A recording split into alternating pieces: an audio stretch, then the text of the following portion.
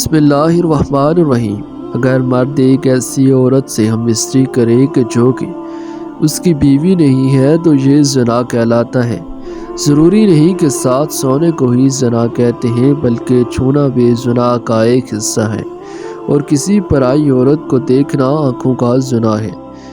زنا کو اسلام میں ایک بہت بڑا گناہ شمار کیا گیا ہے، اور اسلام نے ایسا کرنے والوں کی سزا دنیا میں ہی رکھی ہے، اور مرنے کے بعد اللہ اس کی سخت سزا دیں گے۔ زنا کی کیا سزا ہے اور اس کے بارے میں قرآن و حدیث میں کیا احکامات ہیں، اور ایسی کون سی 3 عورتیں ہیں کہ جن پر زنا کی سزا عائد نہیں ہوتی، اگرچہ ان پر زنا کا جرم ثابت ہو جائے لیکن ان پر شرعی حد لاگو نہیں ہوگی۔ حضرت محمد مصطفیٰ صلی اللہ علیہ وآلہ وسلم نے فرمایا، مومن ہوتے ہوئے تو کوئی زنا کر ہی نہیں سکتا۔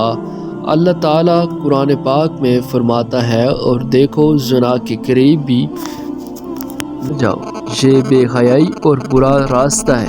اگر زنا کرنے والا شادی شدہ ہوں تو کھلے میدان میں پتھر مار مار کر مار ڈالا جائے، اور اگر کنوارے ہوں تو 100 کوڑے مارے جائیں۔ آج کل دیکھنے میں آیا ہے کہ اس گناہ میں بہت سے لوگ شامل ہیں، خاص کر کے اس بازار میں جہاں عورتیں اور مرد جاتے ہیں، کس کا ہاتھ کس کو لگ رہا ہے، کہاں لگتا ہے، کچھ معلوم نہیں ہوتا۔ چاہیے لڑکا ہو یا لڑکی، پھر اس گناہ کو کرنے کے بعد اپنے دوستوں کو بڑی شان سے سناتے ہیں، بلکہ ان کو بھی ایسا کرنے کی رائے دیتے ہیں۔ اگر کوئی اکیلا لڑکا یا لڑکی کوئی غلط کام کرتا ہے تو اس کا گناہ اس کے ماں باپ کو بھی ملتا ہے، کیونکہ انہوں نے ان کی جلد شادی نہیں کی، جس کی وجہ سے وہ غلط کام کرنے لگے، اور شادی کی عمر ہونے کے بعد بھی ماں باپ ان کی شادی نہ کریں تو اللہ ناراض ہو جاتا ہے، اور ان کے گھر کی برکت ختم ہو جاتی ہے، اور ان ماں باپ سے قیامت کے دن اللہ حساب مانگے گا۔ ایک جگہ اللہ نے قرآن پاک میں فرمایا ہے کہ پاک دامن لڑکیاں پاک دامن لڑکوں کے لیے ہیں۔ اس کا مطلب یہ ہوا کہ اگر آپ اچھے ہیں تو اللہ آپ کو بھی اچھی بیوی یا شوہر دے گا۔ زنا ایک ایسا عمل ہے جس سے انسان ایڈز، کینسر جیسی موذی بیماریاں پھیلتی ہیں۔ زنا سے انسان کا دل مردہ ہو جاتا ہے، جب کہ اکثر دیکھنے میں آیا ہے کہ جب دل مردہ ہو گیا تو پھر اس کے دل سے اسلام کی روشنی ختم ہو جاتی ہے، جس سے وہ ایمان سے خالی ہو جاتا ہے۔ انسان جو بھی غلط کام کرتا ہے اس کی قیمت اس کے بچوں، ماں یا بہن کو اس دنیا میں ہی ادا کرنی پڑتی ہے۔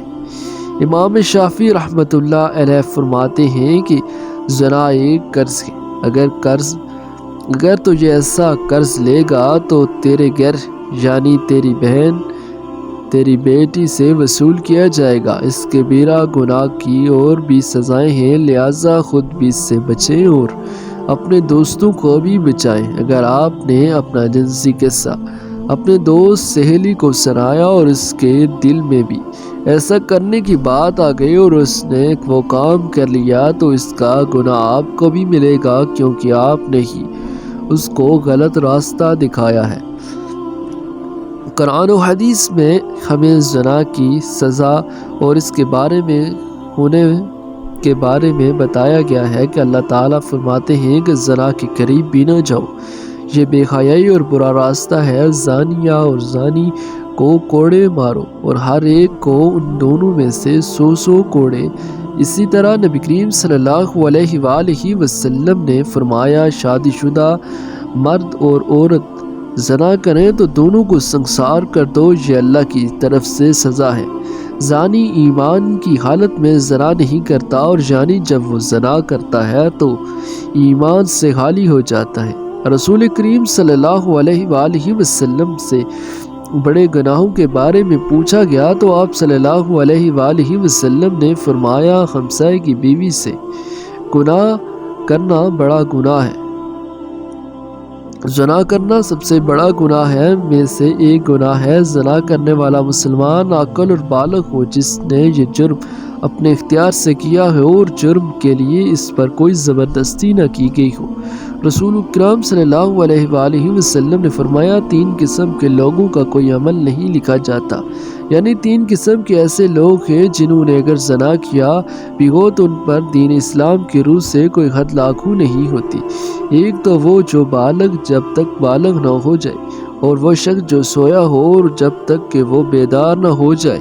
تیسرا وہ کہ جس کا دماغی توازن ٹھیک نہ ہو اور دیوانہ ہو، مجنون ہو اور اس پر بھی اس کی کوئی حد نہیں۔ آپ صلی اللہ علیہ وآلہ وسلم نے فرمایا میری امت کی بھول چوک اور جس چیز پر وہ مجبور کیے جائیں معاف کر دیے گیا ہے، یعنی اگر آپ سے کوئی بھول چوک ہو گئی ہو تو اللہ تعالیٰ آپ کو معاف فرما دیں گے، یا کسی چیز پر اگر آپ کو مجبور کیا گیا ہو تو وہ بھی اللہ تعالیٰ آپ کو معاف فرما دیں گے۔ زنا کرنے والے کے لیے رجم یعنی زناکار پر حد قائم کرنے کا ایک طریقہ کار بتایا گیا ہے۔ زمین میں گڑھا کھودا جائے، زانی کو اس میں کھڑا کر کے سینے تک اس کو مٹی سے دبا دیا جائے اور پھر پتھر مارے جائیں یہاں تک کہ وہ مر جائے، اور یہ کارروائی امام اور مسلمانوں کی ایک جماعت کے سامنے کیا جائے۔ اللہ تعالیٰ کا فرمان ہے کہ ان کی سزا کے وقت ایمان والوں کی ایک جماعت حاضر ہونی چاہیے۔ رجم کے بارے میں عورت اور مرد کا حکم برابر ہے، البتہ عورت کے کپڑے باندھ دیے جائیں تاکہ وہ بے پردہ نہ ہو۔ اسلام اسامت و عفت کو سب سے بڑی قیمت متاع و قرار دیتا ہے اور اس کے حفاظت کو ہر شے اور مقدم رکھتا ہے۔ چنانچہ اسلامی معاشرے میں انتہائی گناہوانہ اور بدترین جرم ہے، اور اسلام تعزیرات میں اس جرم کی سخت ترین سزا مقرر ہے۔ اللہ تعالیٰ سورہ بنی اسرائیل میں فرماتا ہے اور زنا کے قریب مت جاؤ، بلا شبہ وہ بے حیائی اور برا راستہ ہے۔ اس آیت کریمہ میں زنا سے اسی طرح روکا گیا ہے کہ زنا نہ تو کرو بلکہ زنا کے قریب ہی نہ جاؤ، جس سے معلوم ہوتا ہے کہ زنا ایک بہت ہی بری چیز ہے۔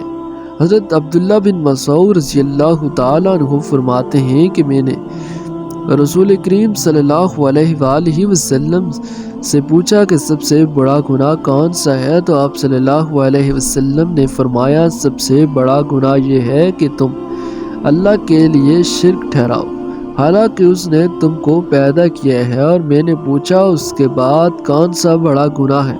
فرمایا یہ کہ تم اس خوف سے اپنے بچے کو قتل کر دو کہ وہ تمہارے ساتھ کھانا کھائے گا۔ میں نے پوچھا پھر کون سا بڑا گناہ ہے، تو آپ صلی اللہ علیہ وسلم نے فرمایا یہ کہ تم اپنے پڑوسی کی بیوی سے زنا کرو۔ ابتدائی اسلام میں زنا کی سزا یہ تھی کہ زنا کرنے والی شادی شدہ عورتوں کو تاحیات گھروں میں بند کر دیتے تھے، اور کنواری لڑکیوں یا غیر شادی شدہ مردوں کو زنا کرنے پر زنجیروں تو بھی اور ڈانٹ پیٹ کر جاتی تھی، جیسا کہ اللہ تعالیٰ نے ارشاد فرمایا اور جو تمہاری عورتیں زنا کریں تو ان پر 4 مردوں کی گواہی طلب کرو، پھر اگر وہ گواہی دے دیں اور تو ان عورتوں کو گھروں میں بند کر دو تا وقت یہ ان کو موت آ جائے، تو یا اللہ تعالیٰ ان کے لیے راستہ بیان کر دے۔ اور تم سے جو لوگ زنا کریں تو تم ان کو ڈانٹ پیٹ سے اذیت پہنچاؤ، بس اگر یہ وہ توبہ کر لے تو ٹھیک ہو جائیں تو ان کو کچھ نہ کہو، بے شک اللہ تعالیٰ توبہ قبول کرنے والا اور بہت رحم کرنے والا ہے۔ اللہ تعالیٰ سے دعا ہے کہ اللہ تعالیٰ ہمیں زنا جیسی موذی مرض اور اس کبیرہ گناہ سے بچائے، آمین ثم آمین۔ ویڈیو پسند آئے تو لائک، سبسکرائب اور شیئر لازمی کرنا اور اپنے دین کی سپورٹ کرنا۔ السلام علیکم۔